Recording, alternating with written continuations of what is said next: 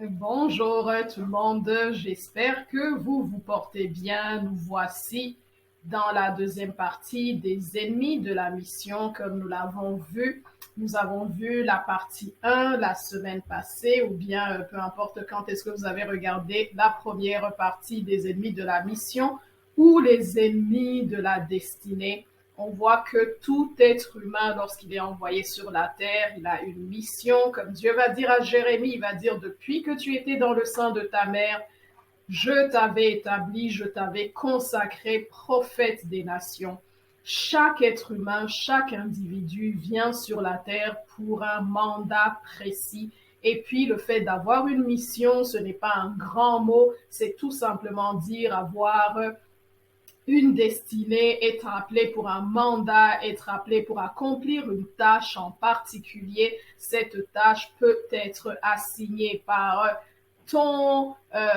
tes parents, peut être assignée par exemple par ton patron là où est-ce que tu travailles, mais tu ne sais jamais ce que la vie te réserve juste en obéissant, en accomplissant de petites tâches au quotidien. Dieu nous emmène au fur et à mesure dans notre mission et dans notre destinée. En tout cas, vous allez revisiter ou regarder pour la première fois la partie 1 pour comprendre un peu de quoi on parle.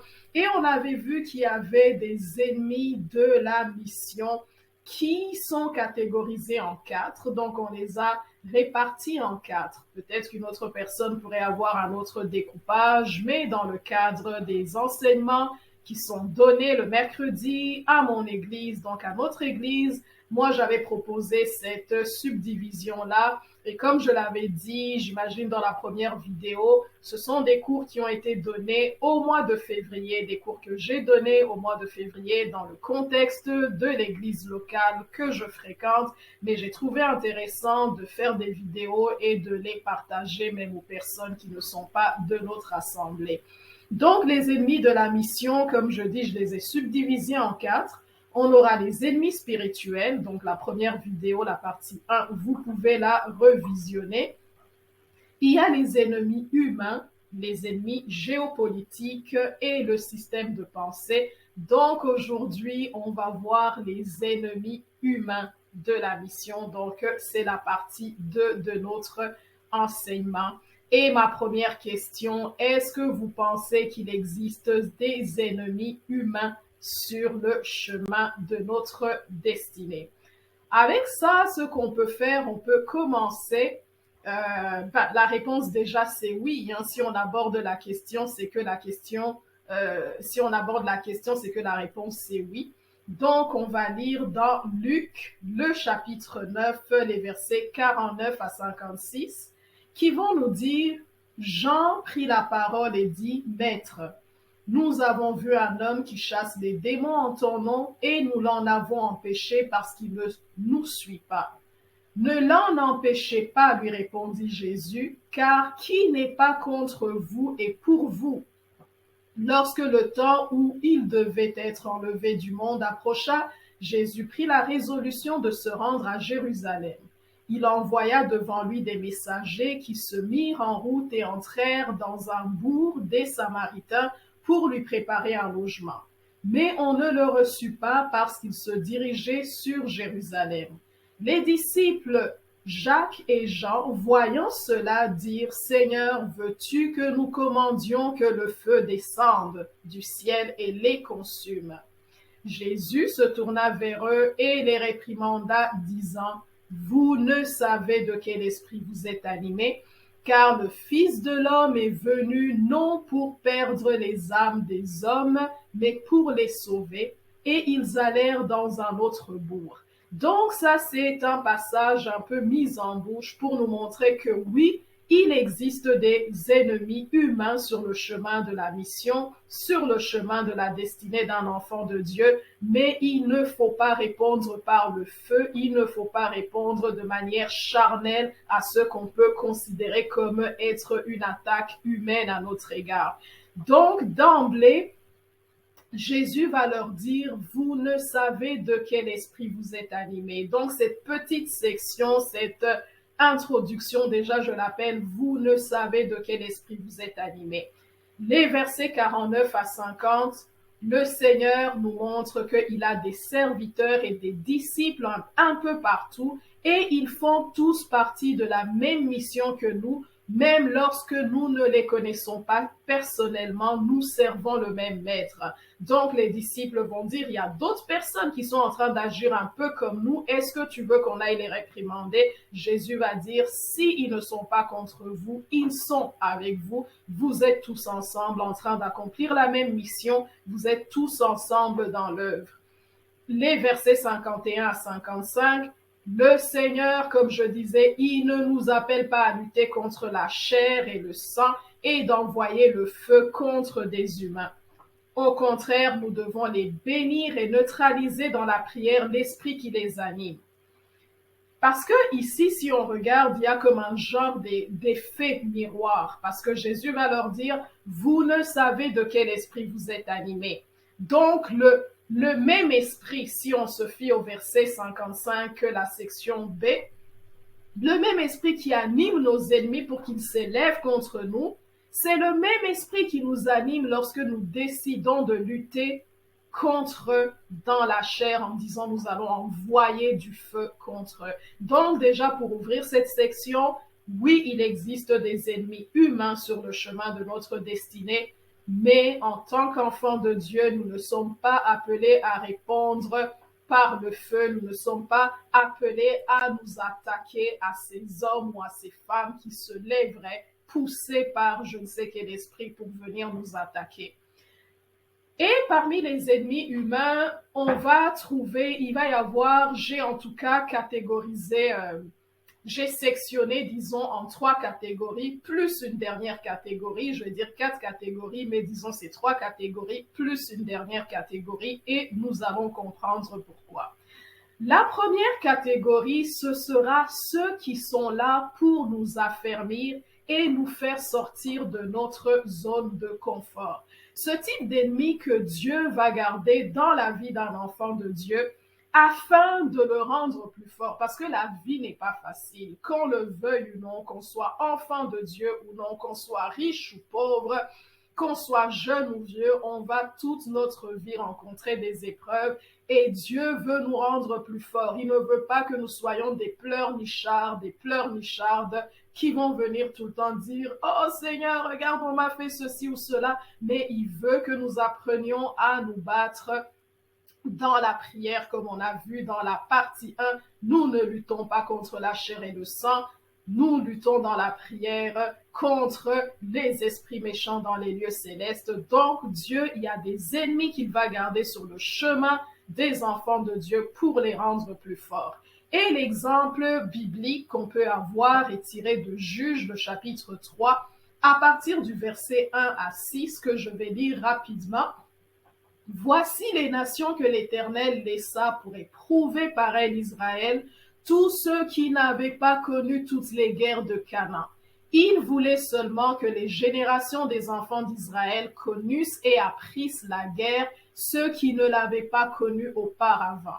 Ces nations étaient les 5 princes des Philistins, tous les Cananéens, les Sidoniens et les Éviens qui habitaient la montagne du Liban depuis la montagne de Baal-Hermon jusqu'à l'entrée de Hamath. Ces nations servirent à mettre Israël à l'épreuve afin que l'Éternel sût s'ils obéiraient aux commandements qu'il avait prescrits à leur père par Moïse.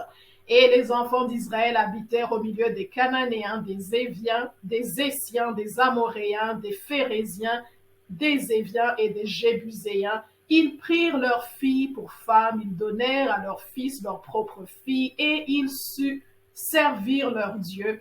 Le verset qui nous intéresse, le Seigneur, il voulait que les générations des enfants d'Israël connussent et apprirent l'art de la guerre, ceux qui ne l'avaient pas connu auparavant. Donc des ennemis qui sont là pour nous rendre plus forts, pour nous donner à nous dépasser, à sortir de notre zone de confort et apprendre à nous battre, à ne pas être des pleurnichards sur le chemin de la vie.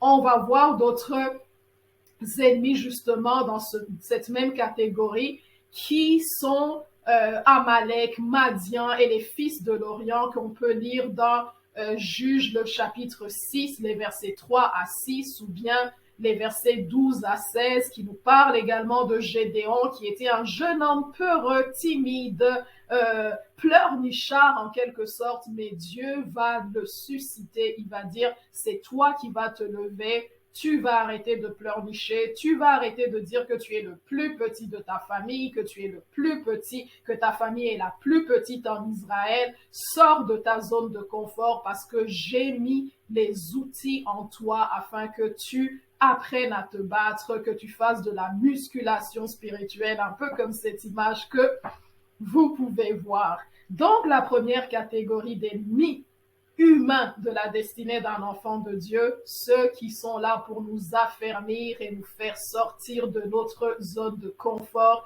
et nous apprendre à nous battre spirituellement. La deuxième catégorie, ce sont les jaloux, les médisants, qui vont te faire perdre temps et patience, mais qui ne t'empêcheront pas d'accomplir la mission si tu restes concentré sur la mission, justement.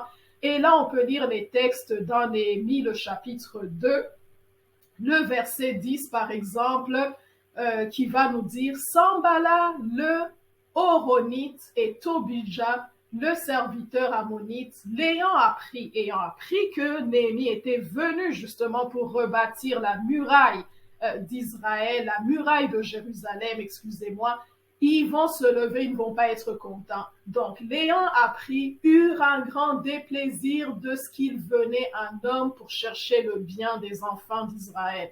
Donc, il y a un homme qui vient bâtir, qui vient faire sa mission, qui vient faire l'œuvre de Dieu, mais subitement, pour je ne sais quelle raison, il y a des personnes qui ne sont pas contentes, qui voient avec déplaisir qu'il y ait un homme qui veuille le bien des enfants d'Israël. Néhémie 2, 19 à 20 va nous dire « Sambala le Horonite, Tobija le serviteur ammonite et Gershem l'arabe, en ayant été informés, se moquèrent de nous et nous méprisèrent. Ils dirent « Que faites-vous là? Vous révoltez-vous contre le roi ?» Et je leur fis cette réponse « Le Dieu des cieux nous donnera le succès, nous ses serviteurs, nous nous lèverons et nous bâtirons, mais vous n'aurez ni part, ni droit, ni souvenir dans Jérusalem. » On peut lire d'autres passages, Néhémie 4, 1 à 23, Néhémie 6, 1 à 16, où on va voir que ces gens-là, à un moment donné, ils vont même piéger Néhémie, ils vont piéger l'enfant de Dieu, ils vont essayer de l'attirer dans le temple pour lui faire du mal, on va lui dire, écoute, il faut que tu fuis parce qu'il y a des complots contre toi, mais ils étaient en train de mentir juste afin de retarder la mission, quitte même à détourner Néhémie de sa mission. Mais on voit que le secret avec les jaloux, il ne faut juste pas perdre son temps à s'en occuper. Il ne faut juste pas perdre son temps à essayer d'argumenter, à essayer de se battre, de répondre, de se bagarrer avec eux. Juste continuer à faire la mission, juste continuer son travail, parce que c'est ce que Néhémie va faire. Et un peu la parenthèse que je peux apporter dans ce texte de Néhémie. Donc, on voit que Néhémie 2, il y a justement cet échange où il y a des jaloux qui ne veulent pas que Néhémie construise. Néhémie 4 poursuit où on voit vraiment qu'il y a même quelqu'un de la famille des enfants d'Israël qui va s'allier avec l'ennemi. On voit qu'il y a tout. L'ennemi est en train de tout faire, en train de passer par des humains et par des individus pour empêcher que Néhémie, l'enfant de Dieu, accomplisse la mission que le Seigneur lui a assignée. Mais la beauté, c'est dans Néhémie, le chapitre 3, qu'on ne va peut-être pas lire, mais c'est vraiment un magnifique chapitre où la parole de Dieu nous montre que, je peux lire quelques versets vite, mais Néhémie 3, c'est vraiment une brèche qui nous montre que pendant que les jaloux se lèvent, pendant que l'ennemi se lève, nous devons avoir une équipe, des personnes qui vont être là, qui vont travailler avec nous. Nous devons travailler en unité. Parce que Néhémie 3, c'est une brèche qui nous dit, disons, le verset 2 qui va dire « À côté d'Eliashib bâtirent les hommes de Jéricho, À côté de lui bâtit aussi Zakur, fils d'Imri, le fils de Séna, bâtirent les portes des poissons, ils la couvrirent et en posèrent les battants, les verrous et les barres. À côté d'eux travaillaient aux réparations Méhéroth, à côté d'eux travailla Tsadok, fils de, le verset 5 va dire, à côté d'eux travaillèrent Tekoït, à côté d'eux, le verset 7, travaillèrent Méléta, le verset 12, on continue avec les à côté de travailler. À partir du verset 16, on va voir après lui, Néhémie, fils de, travailla aux réparations jusqu'à vis-à-vis des sépulcres de David. Après lui travaillèrent, et puis on va voir des à côté d'eux, des après lui. Donc c'est une brèche qui nous montre que quand l'ennemi se lève, quand les jaloux se lèvent, nous devons avoir l'unité au milieu de nous. À côté de nous, il y a des hommes et des femmes qui veulent le bien de cette mission. Travaillons avec ces personnes-là. Après nous, par exemple, nous, on termine une tâche, mais il y a un travail à la chaîne, entre guillemets, selon la pensée divine. Il y a une personne qui va venir parce que la parole de Dieu va nous dire que Paul peut-être a planté, Apollos a arrosé, mais c'est Dieu qui fait croître. Donc l'un va faire sa tâche. Après la personne, il y aura une autre personne qui va venir continuer la tâche et c'est Dieu qui va faire prospérer l'œuvre. Comme Néhémie a dit, le Dieu des cieux nous donnera le succès. Parmi les jaloux, la parole de Dieu peut nous montrer aussi d'autres exemples, à part Néhémie, un peu l'histoire dans 1 Samuel 1, les versets 4 à 7, où on nous parle de Anne et de Pénina. Contrairement à Néhémie, Anne, elle a été très sensible à ce que lui infligeait donc sa rivale, parce que Pénina n'arrêtait pas de lui envoyer des insultes. En tout cas, la Bible nous dit que Pénina mortifiait Anne, et puis Anne, elle pleurait, elle était sensible, elle n'a pas réagi comme Néhémie, parce que la façon de réagir et de bien réagir, c'est de continuer la mission et d'ignorer les jaloux. Parmi les jaloux, on peut voir également les frères de Jésus qui étaient jaloux de Jésus. Et ces textes-là, c'est dans Jean 7, le verset 5, Marc 3, 21.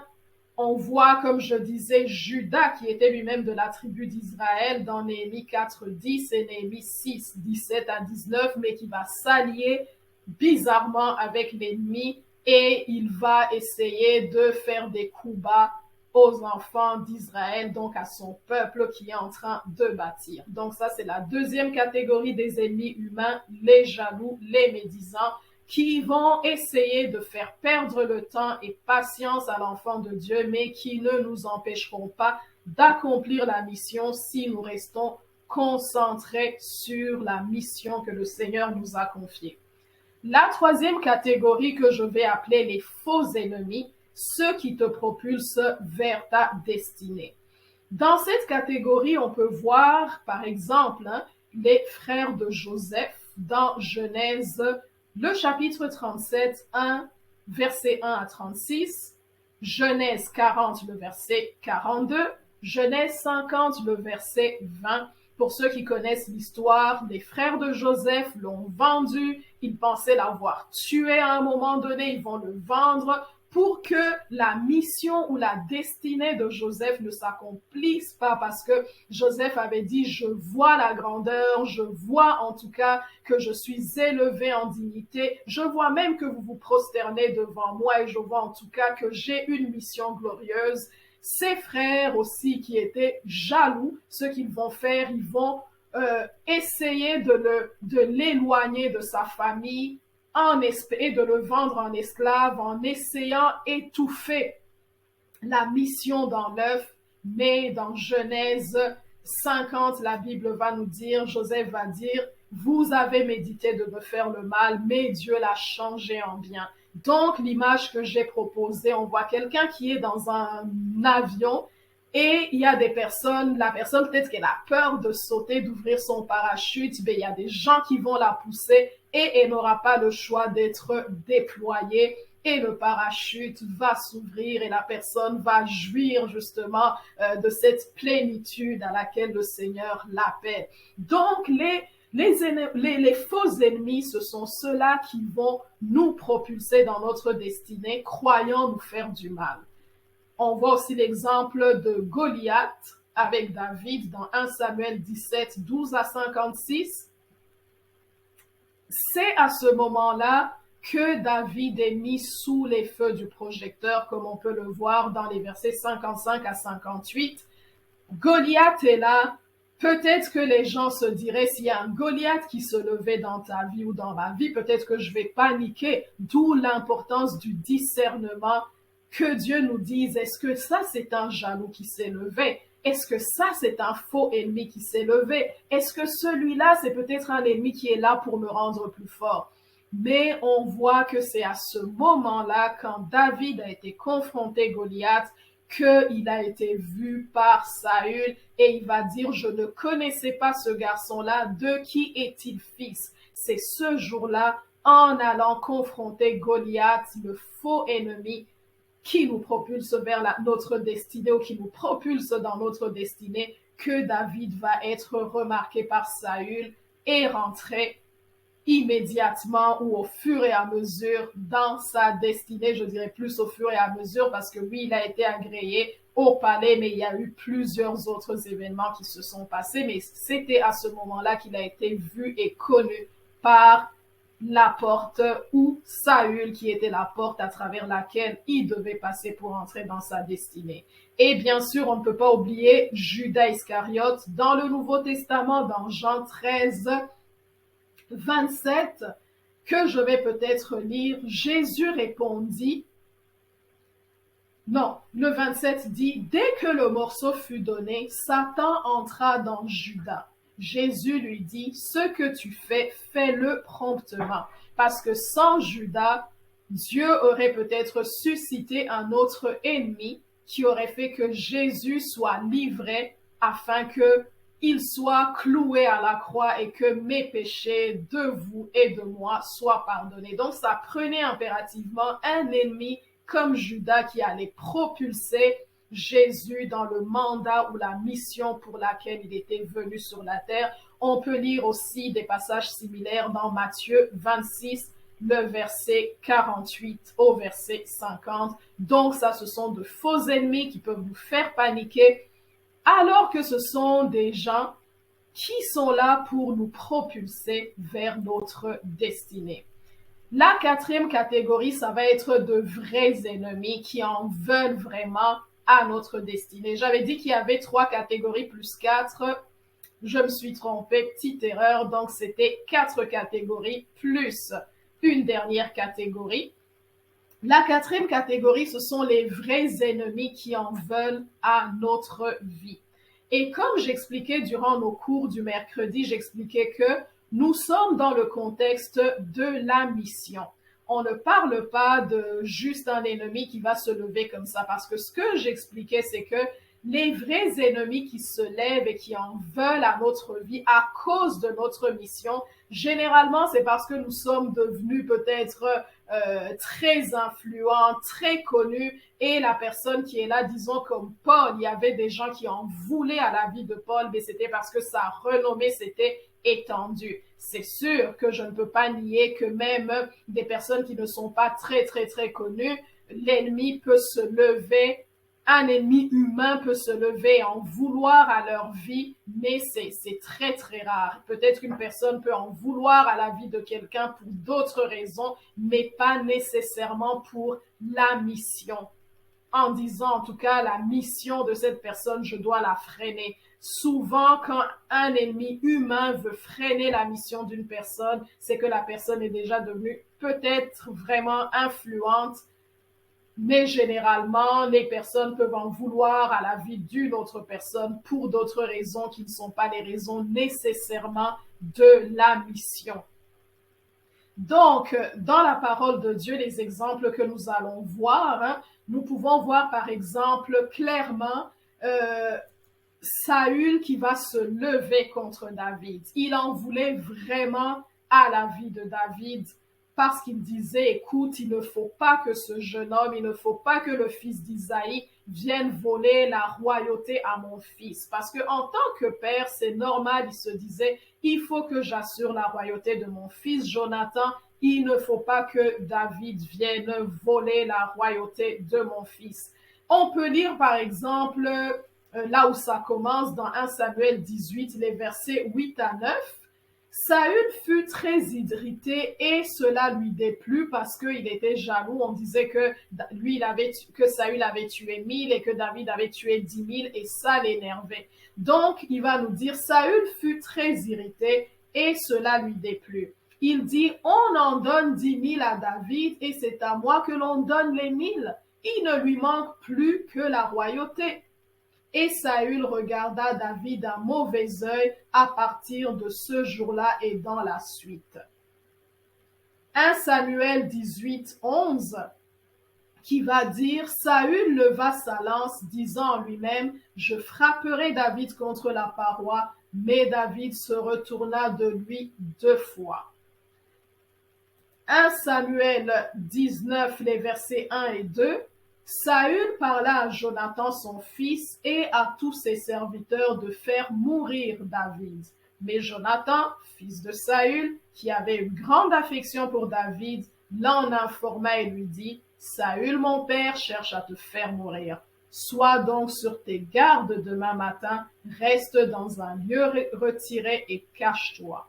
Donc on voit que vraiment Saül, il en veut à David, il veut vraiment le tuer, il ne veut plus le voir là parce qu'il se dit, comme on peut le lire dans 1 Samuel 20, les versets 30 à 31, je vais le lire. Alors la colère de Saül s'enflamma contre Jonathan et il lui dit, fils pervers et rebelle, sais-je pas que tu as pour ami le fils d'Isaïe, à ta honte et à la honte de ta mère? Car aussi longtemps que le fils d'Isaïe sera vivant sur la terre, il n'y aura point de sécurité ni pour toi ni pour ta royauté. Et maintenant, envoie-le chercher et qu'on me l'amène, car il est digne de mort. Donc on voit qu'en tant que père responsable, il veut assurer sa postérité, il veut assurer la royauté de son fils Jonathan, mais il utilise de mauvaises méthodes, il utilise une arme ou bien une méthode très humaine et très charnelle au lieu de demander l'intervention de Dieu. Mais nous connaissons également des histoires comme Absalom, le fils de David, qui va se lever contre son père David. Il va vouloir également la royauté parce qu'il était en colère de voir que son demi-frère Amnon avait violé sa sœur Tamar et que en bon père de famille et en monarque, selon Absalom, David n'avait pas tranché de manière équitable dans cette affaire. Donc on peut lire ça dans 2 Samuel, le chapitre 13. Nous connaissons tous l'histoire de Jézabel et Élie. C'est une question de pouvoir encore, c'est une question de royauté, parce que ces ennemis qui vont attaquer une personne sur le chemin de la mission et qui veulent la tuer, généralement c'est pour des questions de finances, de beaucoup d'argent, ou bien une question de pouvoir justement, une question de trône, une question de royauté. Jézabel contre Élie qui va dire dans 1 Roi 19, 1 à 3, on voit que vraiment Jézabel veut assurer son trône. Elle voit qu'il y a un conflit où le religieux et le politique se mélangent et puis elle dit, je vois que Élie risque de détourner le royaume vers un autre Dieu, ce qui rimait avec vers une autre gouvernance et une autre royauté, une nouvelle monarchie. Donc elle va tout faire pour éliminer Élie. Il y a l'histoire de Joab qui est jaloux d'Abner. Joab qui était un des grands hommes officiers de David, militaire, un puissant soldat dans 2 Samuel 3, 6 à 30, mais qui va être jaloux d'Abner qui était le vaillant homme de Saül. Et puis à ce moment-ci de l'histoire, Joab a peur que David ne prenne sous son aile ou à ses côtés Abner qui aurait compétitionné et peut-être voler la place de Joab. C'est ce que Joab s'était dit, donc il a tout fait pour éliminer Abner. On connaît tous l'histoire de Hérodiade qui va demander à ce qu'on exécute Jean-Baptiste, qu'on lui tranche la tête, parce que, en tout cas, c'est une histoire justement aussi de pouvoir, parce que Hérode avait pris la femme de Hérode Philippe, son frère, et Jean avait dit, tu ne peux pas prendre la femme de ton frère, et puis Hérodiade, elle en voulait en tout cas à Jean, elle va lui faire trancher la tête. Donc on voit qu'il existe réellement des ennemis humains sur le chemin de la vie qui peuvent en vouloir vraiment à la vie d'un enfant de Dieu, selon que la parole nous le présente. Et la dernière catégorie que j'appelle les ingrats. Les ingrats, ce sont des personnes pour lesquelles on va se dépenser. Comme je dis, c'est une autre catégorie, je l'ai appelée autre, parce que ce ne sont pas des ennemis en tant que tels, mais qui peuvent décourager un enfant de Dieu sur le chemin de la mission. Ce sont des gens pour lesquels on va se donner, on va se dépenser, on va tout faire vraiment, on va être présent pour ces personnes-là, mais pour une raison ou pour une autre, elles vont décider de nous tourner le dos, ou tout simplement de ne pas nous aimer, même si on leur fait du bien, elles peuvent décider de ne pas nous aimer, peut-être par opportunisme, par orgueil, par haine, par mépris. Il peut y avoir plusieurs raisons. Et la Bible peut nous montrer l'exemple, par exemple, l'exemple de, pour ne pas faire de tautologie, d'Achitophel dans 1 Chronique 27, 33 à 34, qui était le bras droit, qui était aux côtés de David. Il va cheminer, il était le conseiller de David, mais on va voir qu'à un moment donné, pour une raison ou pour une autre, il va se tourner du côté d'Absalom qui en voulait à la vie de David. Il va se tourner, il va oublier comment il avait si bien fonctionné avec David. Il va se ranger du côté d'Absalom. On peut le lire également dans 2 Samuel 15, les versets 12, le verset 31 et le verset 34. On voit que David est tellement découragé, il va même dire dans Psaume 35, le verset 14, il va dire, mais tu es mon frère, tu étais mon confident, pour toi je portais le sac et la cendre, mais regarde, tu es mon ami, mais tu m'as abandonné. Qu'est-ce qui se passe? Donc, on voit que Achitophel, pour une raison ou pour une autre, il va se tourner du côté des ennemis de David et de ne pas être reconnaissant de tout ce qu'il a vécu avec David, qu'il avait placé comme son bras droit. On voit l'histoire de Nabal dans 1 Samuel 25, 1 à 44. À ce moment donné de l'histoire, David, il vivait en fugitif, il fuyait Saül, mais il va être là dans les pourtours géographiques de là où se trouvait Nabal, les troupeaux de Nabal. Il va protéger les bergers, il va protéger les troupeaux de Nabal, mais à un moment donné, quand lui et son armée vont avoir besoin d'un peu de vivre, ils vont aller demander de la nourriture, un peu de vivre, un peu de nourriture à Nabal. Et Nabal va les envoyer promener, il va dire, c'est qui ce David, c'est qui ce fils d'Isaïe? Je sais que maintenant, il y a beaucoup d'esclaves qui s'échappent de chez leur maître, donc je n'ai rien à cirer, je n'ai rien à leur donner. David va se fâcher, il va essayer de venir répliquer, mais par la grâce de Dieu, grâce à une femme, Abigail, David ne va pas se venger, il ne va pas exercer de lui-même son jugement. Donc on voit que les ingrats, Dieu lui-même s'en occupe. Il ne faut pas essayer de se venger. Nabal, ce que la parole de Dieu nous dit, c'est qu'il a été frappé par Dieu, il a été frappé par l'Éternel, il est décédé, et que Achitophel, lui, par orgueil, de voir qu'on n'écoutait pas ses conseils, il va se suicider. Donc, on voit que sur le chemin de la vie, sur le chemin de la mission, nous avons une mission que le Seigneur nous a confiée. Nous ne sommes pas là pour lutter contre la chair et contre le sang. Nous sommes là pour accomplir le mandat pour lequel le Seigneur nous a envoyés. Le mandat que Dieu a placé sur notre cœur, il va envoyer la provision. Il va mener les batailles pour nous. Notre devoir, c'est de se confier en Dieu, c'est de prier, c'est de chercher la face de Dieu, ne pas tomber dans des argumentations, ne pas tomber dans des conflits inutiles. Et on va clôturer avec le passage qui se trouve dans Matthieu 28 que tout le monde connaît, 18-19, qui va dire: Jésus s'étant approché leur parla ainsi, en parlant des disciples: tout pouvoir m'a été donné dans le ciel et sur la terre. Allez, faites de toutes les nations des disciples, les baptisant au nom du Père, du Fils et du Saint-Esprit, et enseignez-leur à observer tout ce que je vous ai prescrit. Et voici, je suis avec vous tous les jours jusqu'à la fin du monde. Dans notre mission, nous ne sommes pas seuls. Le Seigneur nous a donné tout pouvoir dans la prière, tout pouvoir, il nous a équipés, il nous a donné tout ce qu'il faut, et Jésus combat pour nous par son Saint-Esprit. Il va nous donner les paroles à dire. Il nous a équipés, il est avec nous jusqu'à la fin du monde. Donc aujourd'hui, nous avons vu la deuxième partie. La première partie était les ennemis spirituels. Là, c'était la deuxième partie avec les ennemis humains. Et il va nous rester la troisième partie, les ennemis géopolitiques. Et la dernière partie, le système de pensée. Donc, en tout cas, vous pouvez réécouter la première partie. Et j'espère que vous allez aussi écouter les deux autres parties qui restent.